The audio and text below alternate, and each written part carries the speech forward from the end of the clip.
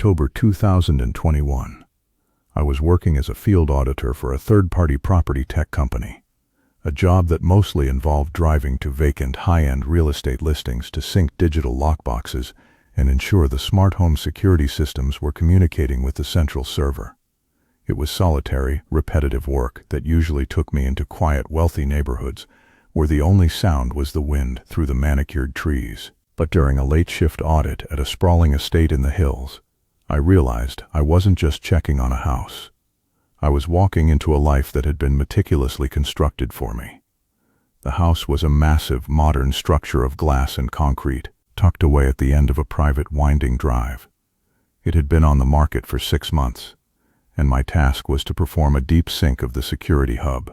I arrived just as the sun was dipping below the horizon, casting long, skeletal shadows across the driveway. I remember thinking how isolated the place felt.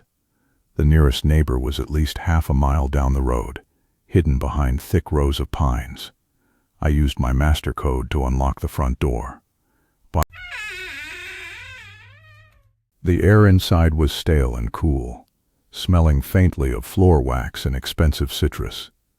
As I stepped into the foyer, the automated lights flickered on, illuminating the staged furniture, the kind of minimalist, uncomfortable-looking couches you see in catalogs. I pulled out my tablet and began the diagnostic. Everything seemed normal. I moved through the kitchen and toward the back of the house where the main server closet was located. That's when I smelled it. It wasn't the citrus cleaner anymore. It was the smell of searing meat and rosemary. My heart skipped a beat. Staged houses don't have working kitchens, and they certainly don't have people cooking in them. I walked slowly back toward the dining area, my boots clicking too loudly on the polished stone floors. I rounded the corner and stopped dead. The massive mahogany dining table was set, not with the plastic, decorative plates used for staging, but with real china. 2 places were set. In the center of the table was a cast-iron skillet, still faintly hissing, containing 2 perfectly seared steaks. Beside one of the plates was a glass of a very specific, obscure brand of ginger ale that I drink almost exclusively. I felt a cold prickle of sweat break out across my neck. This wasn't a squatter. A squatter doesn't set a table for 2 with your favorite drink. I backed away, my eyes darting around the open concept room.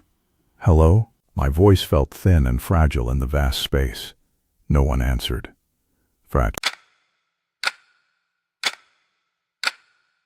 I decided right then to leave.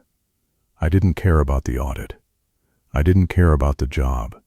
I turned to head back to the foyer, but as I passed the kitchen island, I saw something that made me physically stumble. Sitting on the counter was a leather wallet. I knew that wallet. I had lost mine 3 days ago at a gas station 40 miles away. I reached out, my hand shaking, and flipped it open. My driver's license stared back at me, but it wasn't just my wallet. Next to it was a set of keys, my spare house keys that I kept in my glove box. I realized then that someone hadn't just found my things, they had taken them, and they had brought them here. Suddenly, the house's integrated speaker system hummed to life. A voice filled the room. It wasn't a live voice. It was a recording. It was the sound of me talking to a customer on the phone from 2 weeks ago. "I'll be there around 6. My own voice echoed off the glass walls. The audit shouldn't take long. The recording cut off, replaced by a low, rhythmic thumping. It was coming from the ceiling. I looked up. There was a lofted walkway overlooking the living area.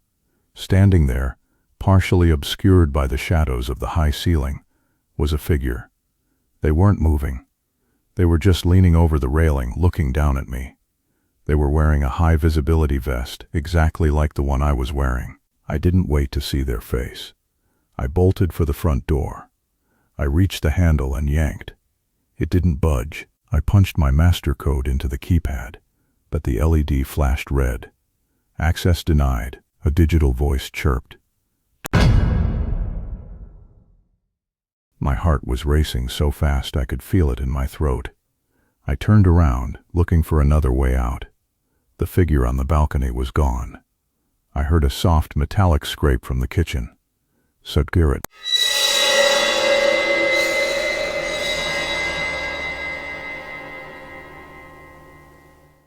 They were coming down.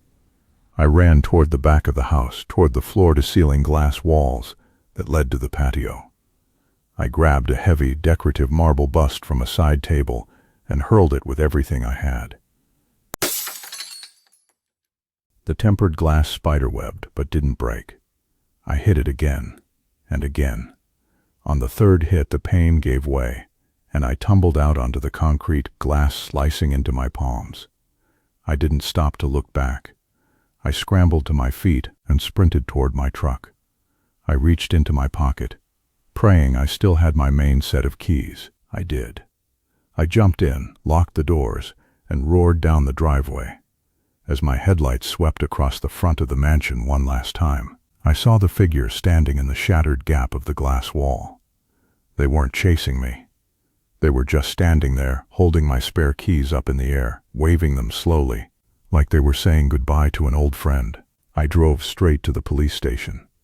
When they arrived at the house an hour later, the stakes were still on the table, but they were cold. My wallet and keys were gone. The most disturbing part, though, was what they found in the server closet. Someone had bypassed the company's encryption and created a ghost profile. That profile had been tracking my GPS for months. It had even pre-ordered the groceries for that meal, using a cloned version of my credit card. The police never found the person. They told me it was likely a highly sophisticated stalker, someone who didn't just want to hurt me, but wanted to curate a version of my life that they could participate in. I quit that job the next day. I moved to a different state. I changed my car, my phone, and my habits. But 6 months ago, I moved into a new apartment. It's a nice place, very secure. On my first night there, I went to the kitchen to get a drink. I opened the fridge, and there, sitting on the top shelf, was a single glass bottle of that same obscure ginger ale. I hadn't gone grocery shopping yet. I don't think they want to replace me anymore. I think they're just waiting for me to finally come home. And that's where the story ends. See you in the next episode. Don't forget to subscribe.